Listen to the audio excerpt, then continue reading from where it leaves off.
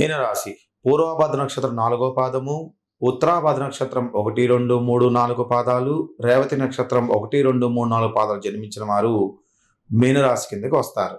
మరి పరాభవన సంవత్సరంలో మీనరాశి వారికి ఆదాయం 14, వ్యయం 11, రాజ్యపూజ్యం 7, అవమానము 2గా చెప్పబడుతూ ఉంటుంది.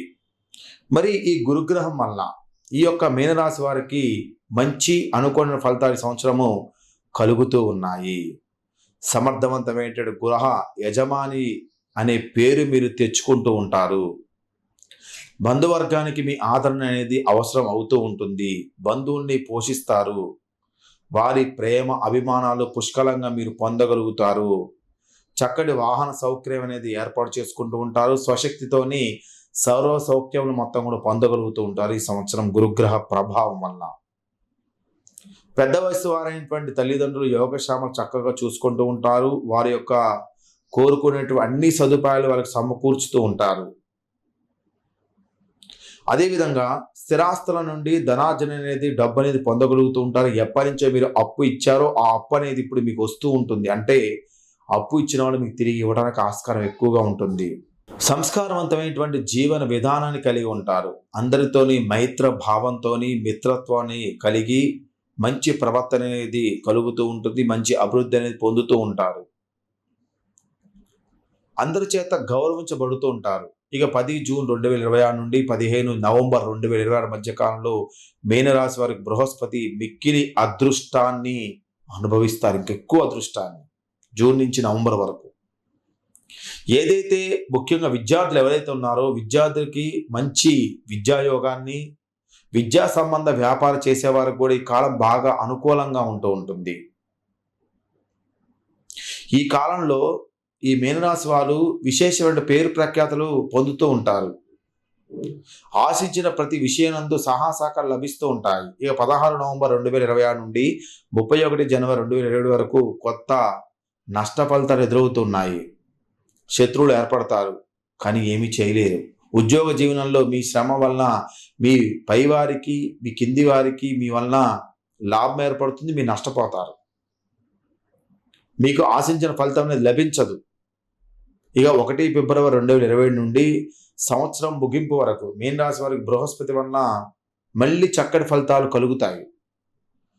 వ్యక్తిగత జాతకంలో ఎవరైతే గురువు మకర రాశిలో ఉంటారో అటువంటి మీనరాశి వారు మాత్రం కొన్ని రకమైనటువంటి చెడు ఫలితాలు కలుగుతాయి. అంటే వ్యక్తిగత జాతకంలో గురుడు మకర రాశిలో ఉంటే, అంటే నీచంలో ఉన్నట్టయితే కొన్ని రకమైనటువంటి వ్యతిరేక ఫలితాలు పొందుతూ ఉంటారు. ఇక మీనరాశి వారికి పరాభవన శని విషయానికి వచ్చినట్టయితే కొన్ని లాభ నష్ట ఫలితాలు కలుగుతూ ఉన్నాయి. ఎందుకంటే పరాభవన సంవత్సరంలో మీనరాశి వారికి ఏలినాడు శని దశ నడుస్తూ ఉంది. శని మీకు అనుకూలంగా లేకపోయినట్టయితే వాత సంబంధమైన ఆరోగ్య సమస్యలు ఎదుర్కొంటూ ఉంటారు. శరీరకు సంబంధించినటువంటి బరువును కోల్పోతారు. చికెన్ ఫ్లాక్స్ లాంటి వ్యాధుల్ని మీరు పొందుతూ ఉంటారు. అనేకమైనటువంటి ఆలోచనలతో సతమతమవుతూ ఉంటారు. ఇతరులకు ఇచ్చిన మాట కోసం చాలా కష్టపడి నిలబెట్టుకోలేకపోతారు. రాజకీయ రంగంలో తీవ్ర నష్టాలు ఎదుర్కొంటారు. మిమ్మల్ని వ్యతిరేకించే వారికి అపకారం చేయవలననే తప్పుడు ఆలోచన అనేది మీకు కలుగుతూ ఉంటుంది. ఇతరులకు వ్యతిరేకించేటువంటి స్వభావాన్ని మీరు ఎక్కువగా మీ మీద పట్టడం వలన ఎక్కువగా నష్టాన్ని కలగజేస్తూ ఉంటుంది. మిమ్మల్ని మీరే మోసం చేసుకునే పరిస్థితి ఎదురవుతూ ఉంటాయి. మీనరాశి వారికి ఏలినాడు శని దశ ఆగస్టు 2029 వరకు ఉంది. అప్పటి వరకు మీనరాశి వారు ముఖ్యంగా ఉత్తరాభాద్ర నక్షత్ర జాతకు తరచుగా శనికి నల్ల నువ్వులు నూనెతోని తైలాభిషేకాలు శనికి చేయించడం చాలా మంచిది. శనికి సంబంధించిన మంత్రాన్ని రోజు కనీసం 11 సార్లైనా పఠిస్తూ ఉండాలి. ఆరోగ్యపరంగా ఏ ఇబ్బంది లేని వారు శనివారం రోజున శనివారం రోజున పగటిపూట ఉపవాసం ఉండడం అనేది శనికి చాలా మంచిది. శనికి సంబంధించినటువంటి కొన్ని నష్టాలు తగ్గిస్తుంది. ఇక మీనరాశి వారికి పరాభవన సంవత్సరం రాహు వలన కొన్ని అనుకూలమైన ఫలితాలు ఏర్పడతాయి. రాహు వలన డబ్బు అనేది ఎక్కువ ఖర్చు చేయటము, దుర్జన సహవాసము, చెడు వ్యసనం లాంటి కష్టార్జితాన్ని దుర్వ్యయం చేయటము, అంటే ఇక్కడ రాహు మనకి అనుకూలమైన ఫలితాలు ఎక్కడ కలగజేస్తారు? రాహు అనుకూలంగా ఉంటే మంచి ఫలితాలని జాతకంలో, రాహు అనుకూలం లేకపోతే కొన్ని మిశ్రమైన ఫలితాలు కలగజేస్తున్నాడు, లాభ నష్టాలు కలగజేస్తున్నాడు. రాహు అనుకున్న ఉన్న వాళ్ళకి వ్యవసాయదారులకు ధనాదాయం సమృద్ధి లభిస్తుంది. జ్యేష్ఠాస్వాదులు పెద్దన్న వల్ల కానీ, పెద్ద తమ్ముడు వల్ల కానీ, పెద్ద ఎవరైతే ఉన్నారో దానివల్ల వర్గం నుంచి మంచి లాభాలు పొందుతూ ఉంటారు. వ్యక్తిగత జాతకంలో కాలసర్ప దోషం కలిగి ఉన్న వారు మాత్రము సంతాన సంబంధ చికాకులు ఎదుర్కొంటూ ఉంటారు. సంతానానికి కొన్ని అనారోగ్య సమస్యలు అనేది మానసిక ఆందోళన కలగజేస్తూ ఉంటుంది. ఈ పరాభవన సంవత్సరంలో కేతు వలన ఈ సంవత్సరం అంతా కూడా అనుకునే ఫలితాలు ఎదుర్కొనేటువంటి అవకాశము కనిపిస్తూ ఉంది. కేతు వలన ఉత్సాహవంతమైన జీవితాన్ని కలిగి ఉంటారు. మంత్రాన్ని ఉపాసించడము, మంత్రాన్ని నేర్చుకోవడానికి విషయాల్లో మీరు బాగా దృష్టి పెడుతూ ఉంటారు.